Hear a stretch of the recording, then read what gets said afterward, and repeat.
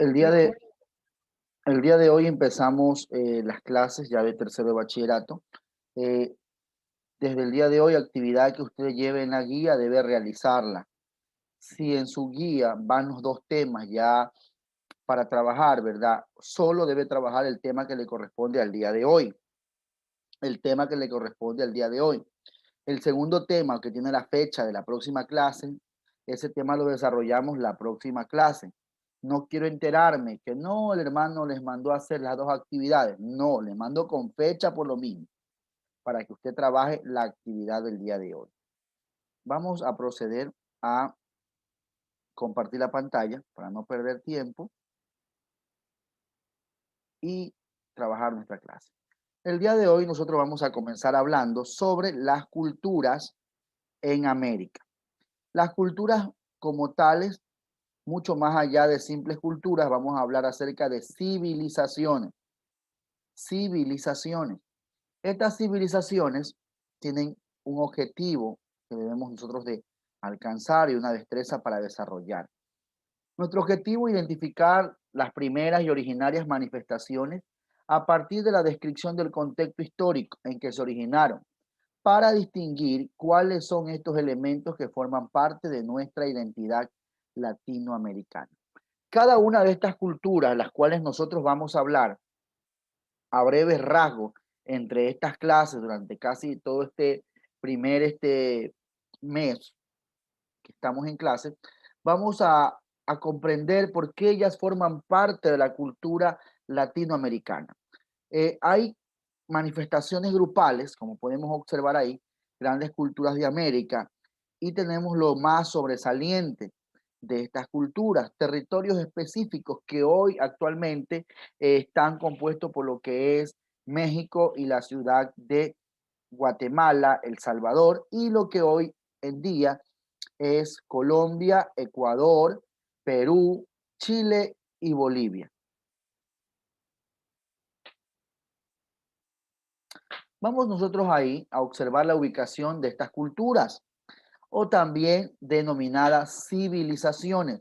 ¿Por qué? Porque le llamamos civilizaciones también porque su alcance fue grande, abarcaron muchos territorios, dominaron y no solo eso, sino que fueron creadores de manifestaciones que hasta el día de hoy se estudian.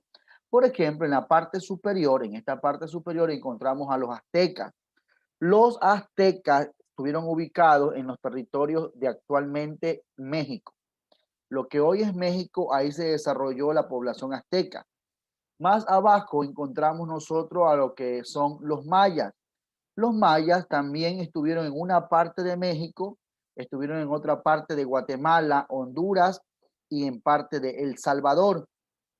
Y en la parte baja encontramos los incas, que representa lo nuestro, representa eh, nuestra idiosincrasia, nuestros géneros, ¿verdad? Nacionales. Los incas estuvieron ubicados en lo que es el territorio de Colombia, Ecuador, Perú, Bolivia, parte de Chile y una parte de Argentina. Veo algunas cámaras apagadas, esos estudiantes procederé a retirarlos. Solo tengo un estudiante que ha hablado conmigo indicándome el problema que tiene. Sigamos. ¿Qué tienen en común estas culturas? Observe, por favor, hay un punto en común que tienen estas culturas.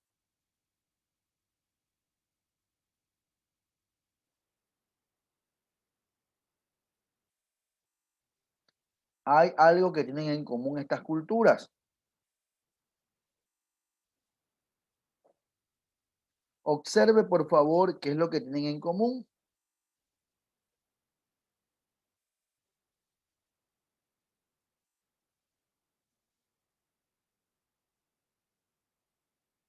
Ya, ya observamos.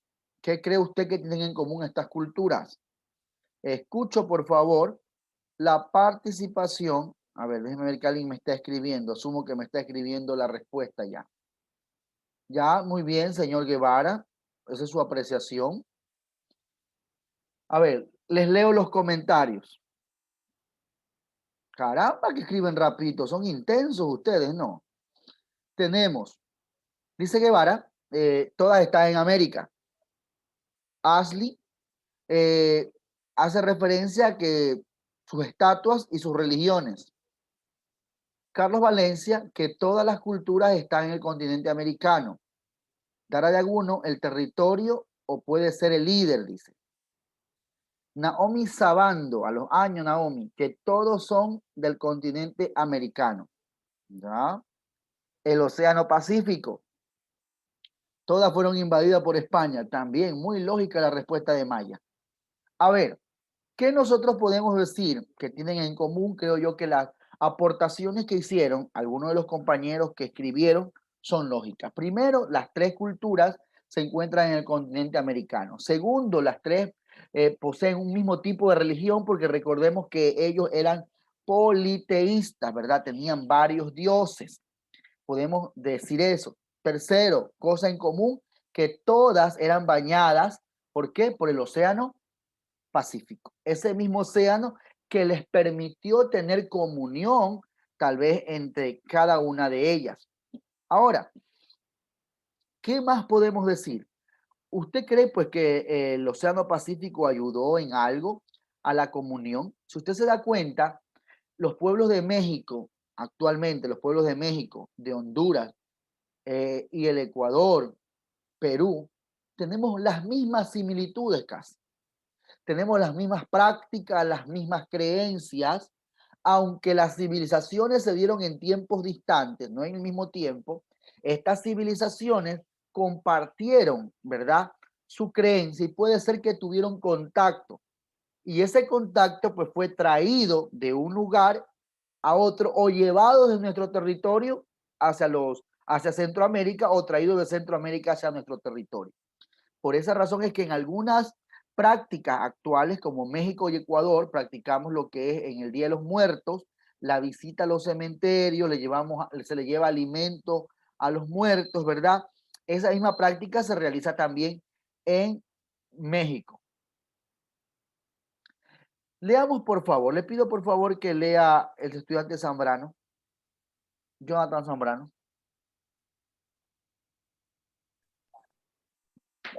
Las civilizaciones precolombinas establecieron sus propias formas de entender su realidad mediante la observación de los fenómenos naturales y el registro de esas experiencias. Fue así que la matemática, el calendario y la religión estuvieron estrechamente relacionadas.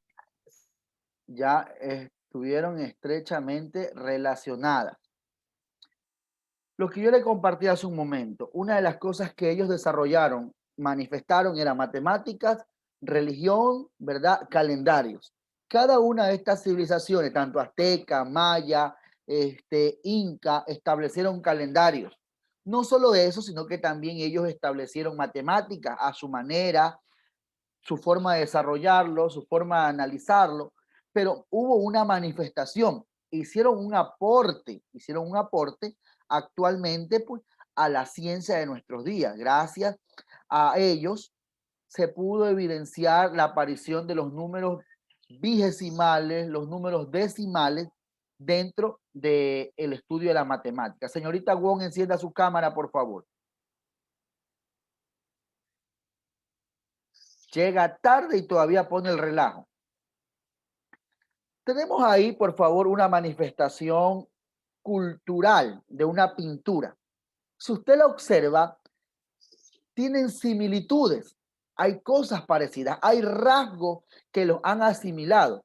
Si usted se da cuenta, mira hasta el tipo de zapato que ellos tienen.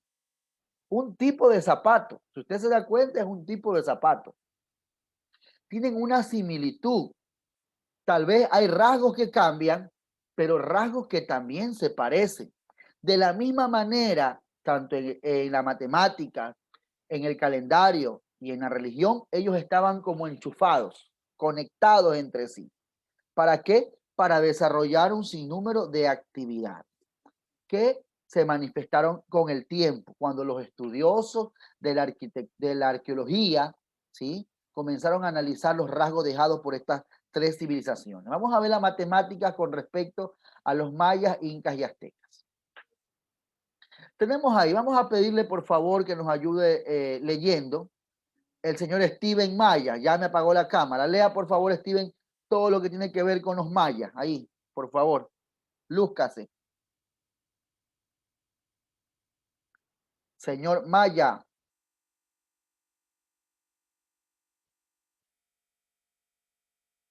Se fue. Lea, por favor, señorita Intriago, lo que tiene que ver con Maya. Buenas tardes, profe. Buenas tardes. Maya, sistema de número vigesimal. Desarrollaron el cero.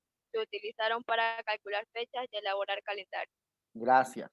Mire, uno de los inventos que se le otorga al pueblo, a la civilización, a la cultura maya es la aparición del cero. Aunque no lo utilizaron como tal, pero sabían ellos que era necesario para representar cuando no existía ningún tipo de valor, cuando no había ningún tipo de valor. También desarrollaron un sistema numérico vigesimal. ¿Qué entendemos por un sistema numérico vigesimal? ¿Alguien tiene la idea? ¿En qué se basaba el sistema numérico vigesimal? Esos que son de informática, que son contables, deben de saber que es un sistema numérico vigesimal. Nadie, ninguno. Señorita Wong, ¿qué es un sistema numérico vigesimal? ¿Sabe o no sabe? No le doy razón de que sea. Ya, gracias, señorita. Señor Alan Barzola, dígame. Hermano, disculpa, ¿no es cuando se organizan por como base de 20, algo así?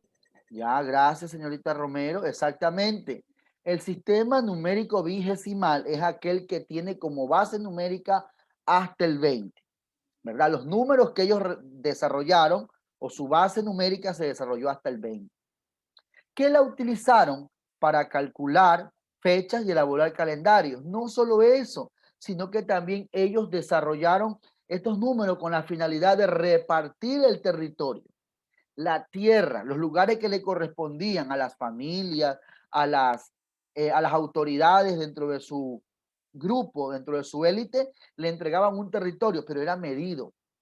¿Para qué? Para que de esta manera cada cual tuviera, ¿verdad? Tuviera lo necesario y nadie venga hecho el sabido a tomarse, a cogerse más parte. Podemos decirlo como la división de solares, que hoy en día, ¿verdad? Usted tiene un terreno en su casa y su terreno mide, por ejemplo, 10 por 20, 15 por 25. Esos linderos de ese terreno le pertenecen a su familia.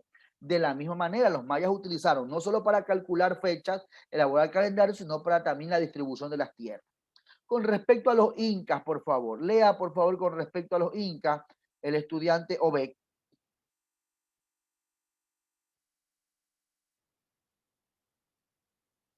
A ver. Su matemática se aplica en el campo económico. Significa decimal. Crearon un sistema numérico posicional llamado Quipu, desarrollado en el Yupamá. Gracias. Dice, matemáticas se aplicó en el campo económico. Los mayas fueron más prácticos.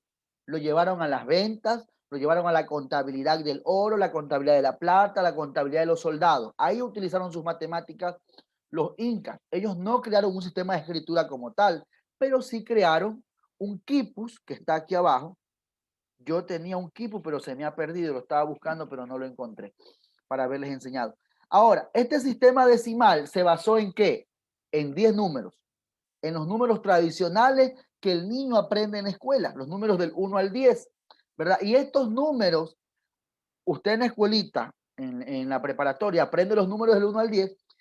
Aprendiéndose bien estos números, usted podrá escribir cualquier otro número, porque esa es la base. Y hasta la actualidad se mantiene ese, el sistema numérico decimal. Los incas desarrollaron la suma, la resta, la multiplicación y la división. Su sistema numérico llamado Quipu desarrollaron también el Yupana. El Yupana era un tipo de contabilidad. Un tipo de contabilidad, un tipo de llevar la contabilidad de todo lo que pasaba en el Estado, todo lo que sucedía. ingresos, cuánto ingresaba, cuánto salía, cuántos soldados eran enviados a las guerras, a las diferentes conquistas, con la finalidad de todo tener organizado. Algo que caracterizó a los incas de los mayas es que los mayas eran desunidos. Los mayas estaban desunidos. Cuando llegaron los españoles, ya los mayas se habían extinguido por sí solos. Por sí solos. ¿Por qué? Porque se dividieron en varias tribus y cada cual, como se dice por ahí la frase, ¿no? Cada cual aló agua para su propio molino, buscó sus propios intereses. Cuando vinieron los españoles, los encontraron desunidos, no pudieron hacerle frente. En cambio, los incas mantenían su unidad y no solo eso, sino que tenían un control y cuidado de cada una de las cosas. Tanto así que en el quipu ellos utilizaban colores. Por ejemplo, el blanco era para la plata, el amarillo era para el oro, tiras de colores. El amarillo para el oro, que tenía varios colores, significaba las demás cosas comerciales, y el color rojo representaba para los soldados, ¿sí? Que iban a las guerras o los mandaban a diferentes lugares de conquista. Con los aztecas, veamos qué sucede con los aztecas. Dale lectura al Lino, por favor. Sistema numérico vigesimal. Simbología parecida a la egipcia y desarrollaron la aritmética para calcular áreas. Ya, muy bien. Mire, los mayas utilizaron el sistema numérico de base vigesimal, los aztecas también. Parece ser que aquí fue un copia y pega.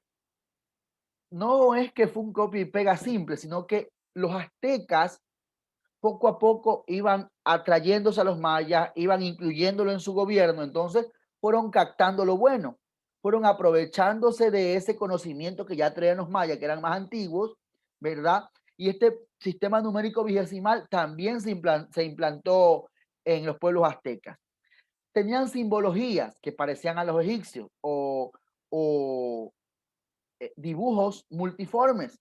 Por ejemplo, en la parte de abajo tenemos un punto o un dedo que significaba 1, un tipo de bandera o como un hacha, significaba el número 20, este tipo de espiga, ¿verdad? O una pluma también, significaba el 400, y este era un tipo de bolsa costal que significaba 8000. Entonces, cada una de estas significaciones, de estos significados, de estas figuras, representaban para ellos. El maíz era la base fundamental de la matemática entre los pueblos, tanto aztecas, mayas e incas, ya que esta evidencia, ¿verdad? Estos maíces, que para muchos, dicen que el maíz se originó en México, otros dicen que el maíz se originó en un país europeo, otros asumen que el maíz se originó en Ecuador, y hay un dilema por eso, pero hasta la actualidad las evidencias del origen del maíz, muchos deducen que el maíz fue originario de los pueblos aztecas, pero en el Ecuador hay una Venus de Valdivia, que se le podía colocar en la barriga un maíz, la pepa del maíz ingresaba, se colocaba ahí, y esa Venus de Valdivia tiene muchos años más de antigüedad antes que apareciera el maíz en los pueblos aztecas. Por esa razón, los historiadores y arqueólogos ecuatorianos deducen que el maíz es de origen ecuatoriano, o sea, de nuestras tierras. ¿Cuál es la actividad que usted va a realizar? ¿Qué representaban los colores en el quipu? Le hablé de 3 colores específicos. El amarillo, ¿sí? El amarillo, que ahí está, representaba el oro, el blanco la plata y el rojo los soldados. De esta manera, en su guía van a estar las actividades, las preguntas que usted va a desarrollar, qué va a hacer. Yo le envío la guía, usted pone el tema de hoy, Culturas de América, y copia las actividades, las preguntas y las llena. No le mando a pasar diapositivas, no le mando a poner otros contenidos, solo lo que yo le pida, ¿sí? Por favor, en la guía, en las actividades que están aquí, eso usted debe de realizar, más nada. No me tiene que enviar hoy, tiene que enviarme la última clase a partir de, ¿cuál no es la última clase? Creo que es el jueves, a partir de las 12 hasta las 5 de la tarde. Aparte de esto, por favor, recuerde, cada cual trabaja en su cuaderno y también les doy la indicación a ustedes. Si ustedes quieren, pueden el cuaderno de sociales, cogerlo para formación cristiana. Las últimas 30 hojas dejan para formación cristiana y el resto lo deja para historia. No hay ningún problema y se economiza un cuaderno más. Ya mismo le hago llegar las actividades. Antes quiero compartirles algo que está relacionado con el quipu y con esto terminamos, por favor. Quiero que preste atención. Quiero que preste atención a lo que les voy a proyectar.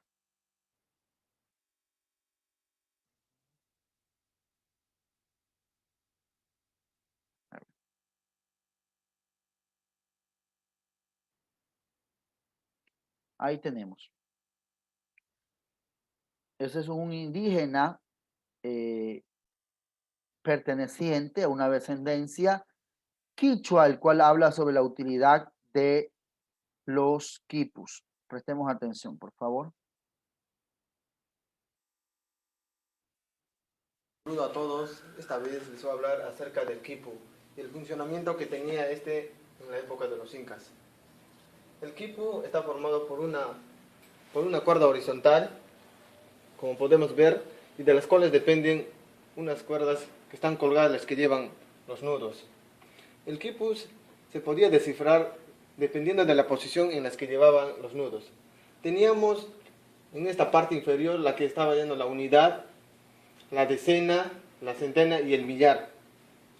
Para saber la cantidad que representaba cada nudo, según Robert Ratcher, cada nudo podemos encontrar 3 nudos, en las cuales tenemos el nudo simple, que es un nudo de una sola vuelta, el nudo flamenco o en forma de 8 que está representada por una E, y el nudo largo, que son varias vueltas.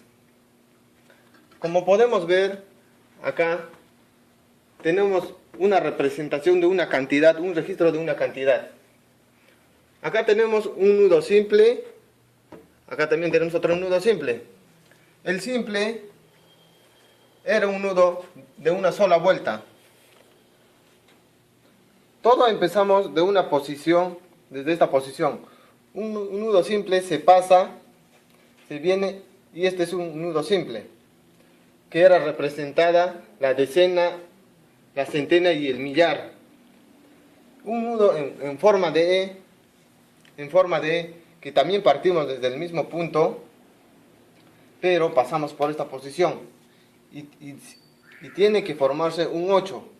Esto era representado para el número 1, solo el 1 que se colocaba en la base donde está la unidad.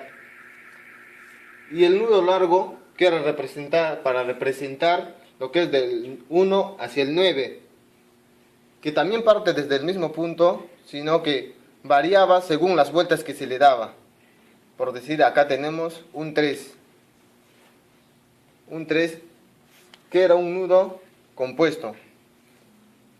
Ahora, les voy a dar a conocer cuánto lleva cada uno de estos nudos.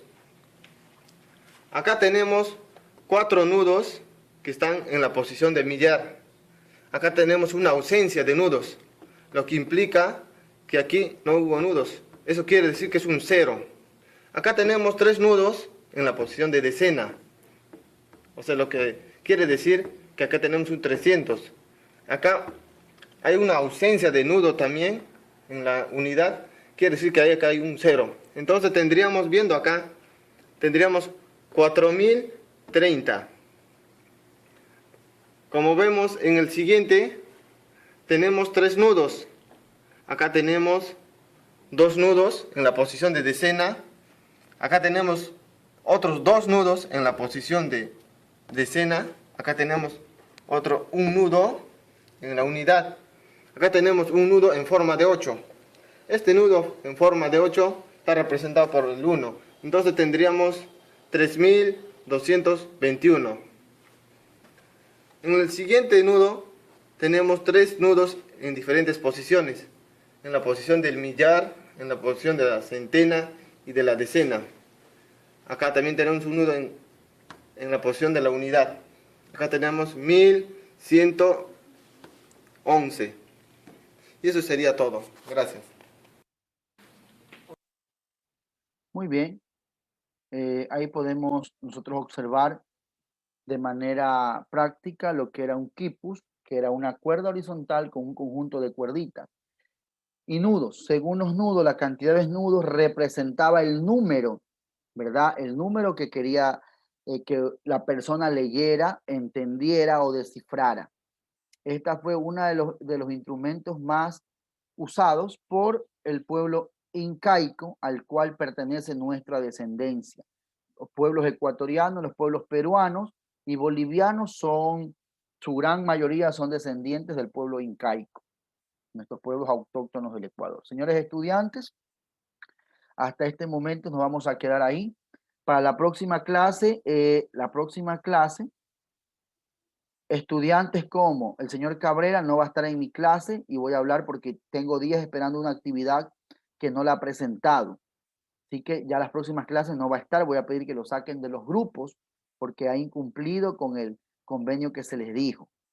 Hasta ahí nos vamos a quedar. En unos momentos le hago llegar, por favor, sus actividades y el video de la clase. Recuerde que enviamos las tareas el día jueves a partir de las 12 hasta las 5 de la tarde. Bendiciones.